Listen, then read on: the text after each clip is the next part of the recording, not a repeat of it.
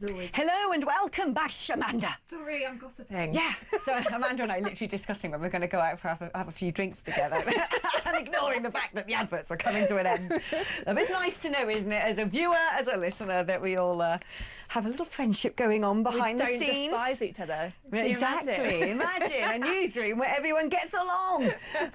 Anyway, let's talk about people who get along famously with other people. Meghan Markle. Oh, Meghan Markle. The delight that is.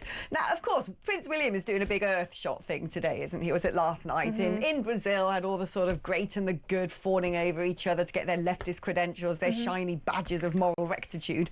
And so you could predict as night follows day that Meghan would be making some sort of announcement, and so she has. Tell us more. And she's on the front page of The Sun. It's one of my my bosses, Clemmy Moody, her amazing scoop today, which is that Meghan Markle is back. She is back where she belongs. You know, she was an actress before she met Prince Harry and became Duchess of Sussex. I think she's still an actress now, judging by most of her behaviours. Well, I don't think she ever clicks out of that mode. Couldn't possibly comment on that, but she is 8 years officially not being an actress. She retired of 8 years clean, and she's going to be back because she's tried sort of everything else. She's done obviously a lot of her TV documentaries.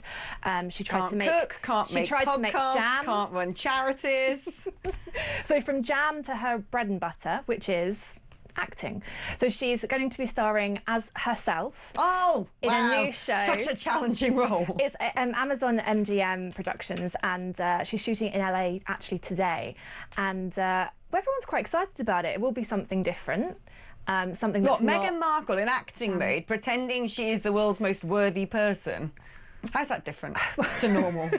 I think that's what she's going to be suited for, because she's going to be playing herself. It's not like she's going back into a character. Her narcissism knows no bounds. Doesn't it? And Prince Harry is obviously very supportive. He's saying his how weird proud he Oedipus is. complex knows no bounds. I think it was obvious that she was always going to end up doing this again. You know, it's just been about biding her time and maybe finding the right opportunity. And this has been something that they've been desperate to get her. So what is this going to be?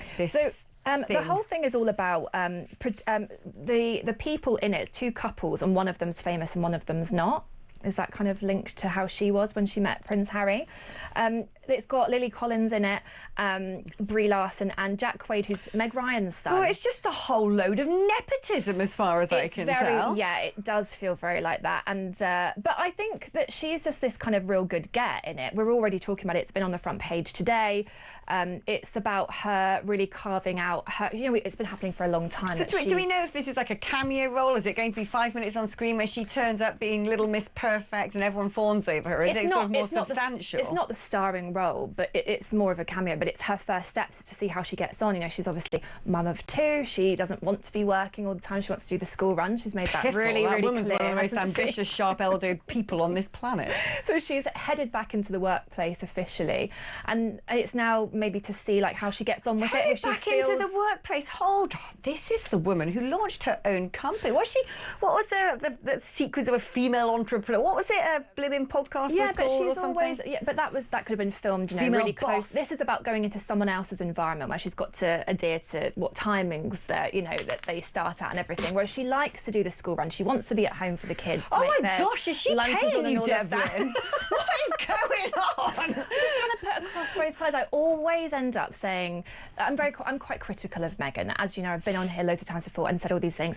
I'm just trying to be supportive of a woman who is actually doing what she wants, because she gave up acting for a prince, but it was for a man, right? And I don't think you should ever be doing that for anyone. I think you should go off, and if you want to do something... Come on! She literally snared the most eligible bachelor because she thought she was going to be Princess Diana reincarnate with everyone fawning over and loving over her internationally as the new Princess of Wales. And it turns out she's just a bit of a vapid, pointless human being with some sort of personality disorder. And the royal family sniffed this out and went, Harry, mate, you really think you should marry her? Harry, meanwhile, seems to be hypnotised by the woman. Confessions of a Female Founder.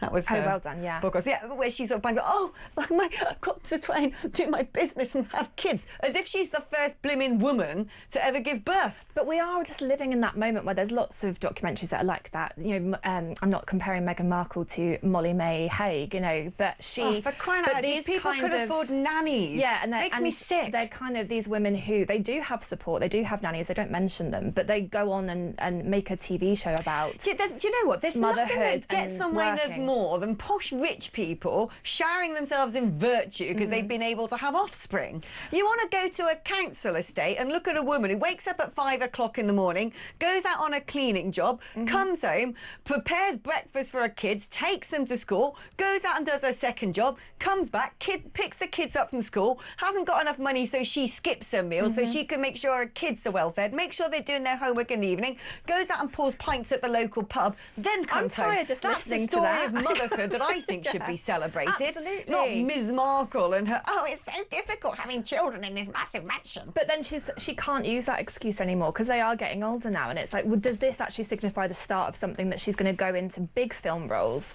and play different characters? Are we going to see the Duchess of Sussex having sex scenes in future shows, because that's what she did famously in Suits, and wouldn't that be a real bombshell moment? She thinks she's above everything now. You know, she's no longer wearing that trashy dress and opening the Deal or No Deal boxes. She's like, I'm sort of virginal in all my white clothes. Deal or No Deal box. Yeah. She's always wearing white these days, isn't she? She ain't going to be doing any sex scenes Yeah, she'll be sort of there as the sort of, you know, the magical presence of the glorious princess, the most virtuous person on earth, come to teach us all a lesson of how to be so perfect.